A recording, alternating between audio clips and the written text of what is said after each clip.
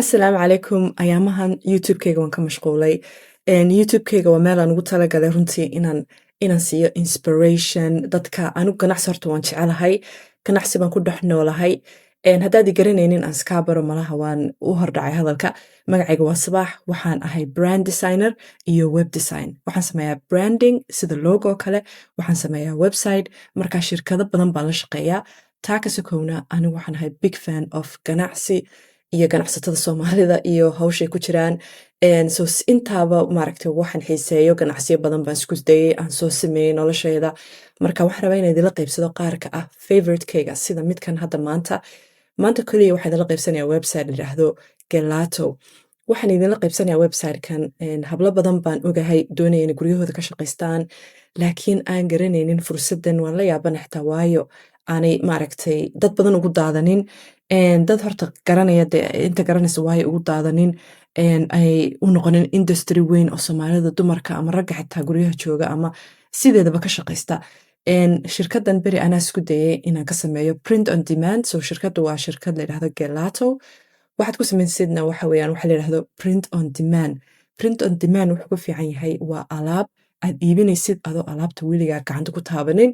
Waan isla gelgeli doonaa alaabta saad u samaynaysid. So haddaad gedaysid alaab mar walba waxa fiican inaad hal xaba ka soo iibsatid sidaad u ogtahay quality-ga iyo maaragtay kalarka iyo wax kasta inaad indhahaga ku aragtid rather than inaad malaha shaashada ama screen-ka kaliya ka arkaysid. So wax kastaad iibinaysid obviously waxaan kugula talin lahaa inaad ka haysid hal xabo ood aragtid ood indhaha ku aragtid saad hadduu qof customer ku weydiiyo maaragtay ugu sharaxdid. So taas of course waan kugula talinayaa laakiin runtii wax kale kaama doonayso. Waxay doonaysaa inaad samaysatid waxa la yiraahdo niche. So that means inaad market ama target ka dooratid.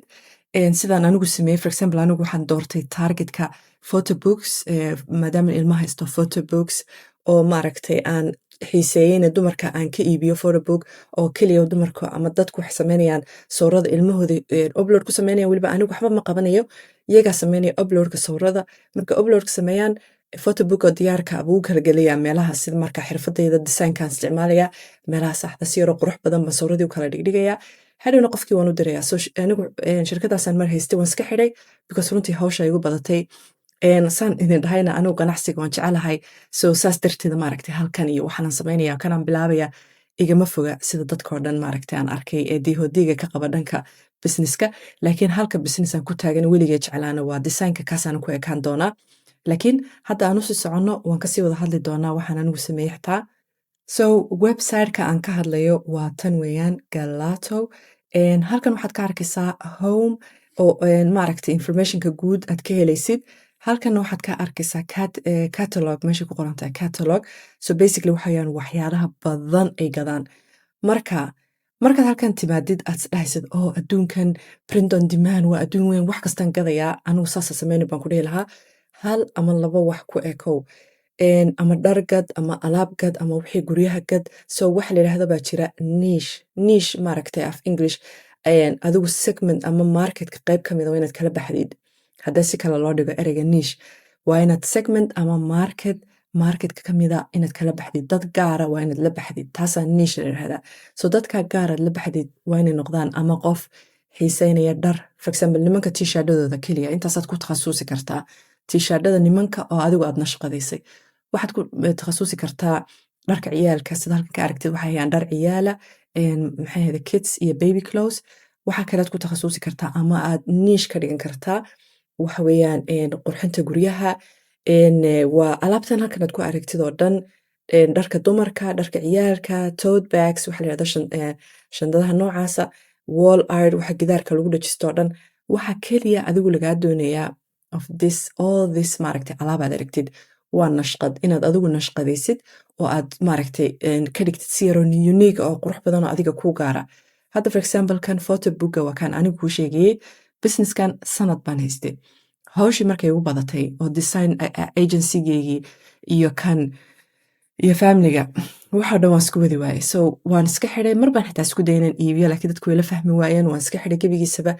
Waxa fiican maaragtay hawl badan baa iga gashay website dhan baan dhisay brand dhan baan sameeyay. Marka waxaan rabay inaan qof kale ku wareejiyo laakiin taas way noqon wayday laakiin si free ah hadda waan la qaybsanaysaan u sameeyay.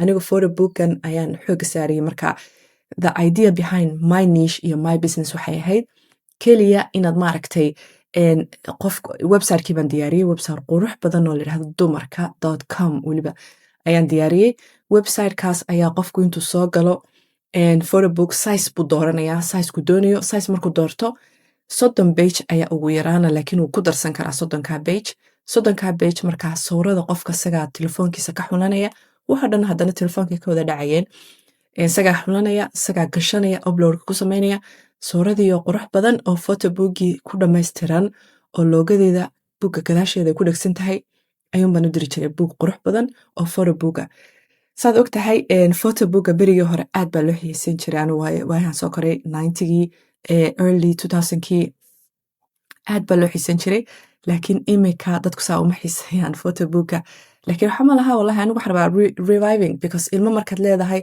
ma rabtid maanta oo dhan wax kasta inay telefoonka ugu jiraan dad badan ay ku dhahay anigu email baan ku haystaa way jiraan laakiin emailku kaa buuxsamay haddaad lacag ka bixinin cloudku kaa buuxsamay haddaad lacag ka bixinin waxaad rabtaana every moment inaad capture garisida meel ku taalo oo the long time la xasuusto wixii so saas darteeda waxaan sameeyay this photobook company si fiican bay u socotay coupler maaragtay waxaan la shaqaynayay influencer xitaa ii xayeysiiyey markay hawshii maaragtay igu badatay uun baan iska soo xidhay laakiin wax adig kaa istaajinaya maanta ma jirto haddaad doonisid ganacsi online oo adigu isku shaqaynaysid oo keliga aad shaqaysanaysid just dooro anigu waxaan kugula talinayaa marketka qayb ka mida dooro had dooranin qof walba inax ka iibsid 100% you will fail hadda saa samaysid so qayb ka mida marketka qaybtaas keliya u adeeg oo u sameey hawsha waxaad saa halkan ka aragtid waxay gadayaan ama waxaad nashqad ku samayn kartaa waa wax badan waxa weeyaan halkan waxaa ka arkaysaa bestseller new arrivals mothers day holidayga markay holidayada kala duwan iyagaaba ku kala qaybinaya waa waxaan ku jecelahay runtii websitekan galaro aan aad ugu xisay aan rabay inaad baratiin aad ka shaqaysteen so just waa faa'iido aan kula sheergaraynaya adiga inaad adiguna ka faa'iidid because anigu ganacsiga aad baan u jecelahay iyo dadka runtii inaan caawiyo walahi inaan waxaan inta yaraan garanayo maaragta inaad ila qaybsadona aad baan u doonayaa halkan wall art wax kastoo guriga lagu dhajiyo hadda mid kasta marka taabatid example of nashqada kusoo baxaysa khasab maaha inaad adigu nashqadaasoo kale aad samaysid laakiin example halkaa waad ka arkaysaa sida kan iyo kan iyo kan sidaas let's say hadda waxaan galnay dharka ciyaalka inta kuwan hadda nashqada ma soo baxaysa laakiin adaa nashqadaynaya waxaad ku soo qori kartaa hooyo macaan baad ku qori kartaa aabbe macaan kalaradan oo dhan aad gadi kartaa waa intan kalar plus 5 kale weliba so anigu waxaan dhihi lahaa shirkadan aad uga faa'iidaysta kaalandariyo ka waran calendar magaalooyinka Soomaalida Muqdisho Hargeysa Garowe iyo inta kale maaragtay ay ku soo yihiin aad gadaysid waa example halkan wax ku qoran koofiyadayaal ayaa gadi kartaa hadda dharka ragga gadaysid waa ku dari kartaa maaragtay koofiyadiyo laftirkooda beanies brand ayaad ku gadi kartaa waxa kale dadku aad u gadaan waxa weeyaan this phone cases aad baa loo jecel yahay iyaga xitaa waad ku dari kartaa marka maanta waxay iga heedoon inaan shirkadan idinla qaybsado I hope inaad wax ka faa'iideen please iisoo sheegin hadda wax ka faa'iiday inaad rabtid ganacsi noocan inaad samaysid iyo inaan sii faahfaahiyo fiidiyoyo noocan oo faahfaahin dheeraadaan sii sameeyo insha allah ila qaybsada waa inooyo next time insha allah asalaamu calaykum